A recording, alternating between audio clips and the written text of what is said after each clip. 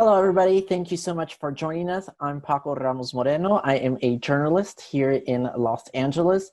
And joining me tonight is AJ, who is a co-producer and the graphic designer for The Right Girls. Thanks so much, Paco. So nice to see you. I know if people don't know, AJ and I actually went to college together at Pacific Union College in Napa Valley. Wait, what? Yeah. How It's long been a ago was long that, time. Paco? It's been Forever. forever. And I wanted to talk to you about the role you played in this documentary. If you can tell me, you kind of wore a couple of hats. So if you can tell me what they were and how you became involved with the project. Yeah. So me and Tim have known each other since college. So we've worked together for about 10 years now. Our first documentary was Adopting Haiti. And on that project, I just designed a poster, a few of the graphics for it.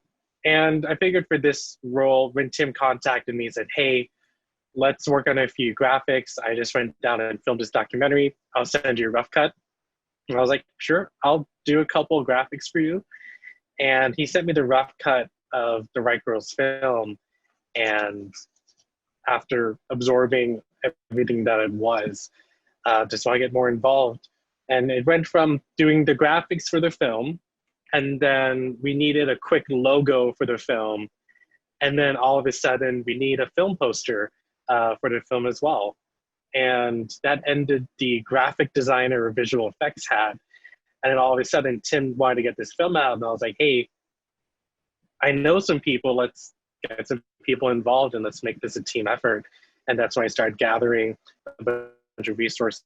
I contacted Graham, brought in a project manager that I know, Shelby Pruitt, and as well as, linked in with a few LGBT activists, kind of bring them in. AJ, can you talk to us a little bit about what your process was in terms of designing the graphic design and the poster that eventually became the official poster for the film? Yeah, totally. One, Tim is a great person to work with, and I just love creating with him. And when Tim had called me and said, hey, I just want you to make the coolest and most beautiful poster ever, that's also one of the most scarier things you can hear as a designer as well, and to kind of stare at a wide blue ocean of possibilities. But I think the most important part of that process was just sitting down and listening. Being a member of the LGBT community, I still carry a lot of privileges being a gay male, cisgender, living in California. And I really had to take the time to humble myself and shut up and just absorb, and reaching out to people in my circles and hearing from their stories, and also being more intimate with the movie and watching their stories scene by scene. And once you kind of get that in your bones as a creative, starting from pen and paper and just drawing out as many sketches as you can, and playing and having fun and seeing what sticks. Going into the poster, we had two things. We had the font of The Right Girls, and we had the color purple, which was a very prominent color in terms of LGBT advocacy. And with those two, I knew that I wanted a certain feel. And it took me a while to kind of come up with what is that emotion that I would have coming to America. And something that I kind of tie it back to cinematically is that, this might be cheesy, the scene of Wizard of Oz where Dorothy and the gang kind of leave the poppy fields, and for the first time they see the Emerald City kind of rise up the horizon. Both how wonderful it is to finally see this amazing place, and two, how scary and how daunting it is to get there and through those walls. In the key art, you'll see that we have these tall, long lines that represent the borders that we have right now.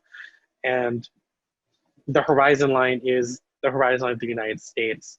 But I think what really made it important was seeing that American flag. We call it the Canton, that star field, integrated into the border. This really weird mix of emotions of this amazing place that's just beyond our reach, and also it's like, wow, there's so much more to go through even when we're just standing right in front of it. And looking back at references, bringing in the barbed wires, and just reminding people that the 2,000-mile journey for a lot of these immigrants, for a lot of these people, was the easy part in this. And now here's the real challenge. And I just wanted to bring that forward to the poster as well. And once I had settled on its composition with the girls up front and you kind of as this bystander, as part of their group, as part of their caravan looking at this poster, bringing it to the team was kind of very affirming to have everybody go, yeah, this is the poster, this is the one. And I'm so happy that that was the one poster out of 36 versions that I had processed and worked through. My trackpad has been worn through working on this. But yeah, that was probably that was the thought process going through. Hey, make a really cool poster all the way up to the final key art that we use for the film and our distribution. When people watch the film, what do you hope they take away from it? I want people to know that these are humans. These are people that have experiences, that have emotions, that have family. My parents were migrants back in like the late 80s, early 90s, and they left the Philippines at my age. And for me to think about, hey, what if I just left everything behind and moved to a country that didn't speak my language, did appreciate the brownness of my skin, and thought I smelled like different food. I just to know that these are human beings and they have their story and they come with their perfections and they come with all their flaws, and we should embrace that. So I just want people to remind themselves that you see a number, you see a statistic on the screen, but each one of those numbers is a person with a story and a face. AJ, you said you had in your hard drive up to 36, 37 versions. What made you go with the specific one? It's the one that's actually behind me. It's a top half. What made you go with that one as the official one? Yeah, there were a few versions. Going through the process, there was my narrative and me wanting to be a designer, but also we had a lot of people, a lot of voices on the team that just wanted to see their voices heard, and I'm always happy to accommodate that. One voice was saying, "Oh, they should really look more like girls, and they should, you should be able to tell, like, where are the ponytails? There's a backpack." And I just wanted to remind them, like, well, these are real people.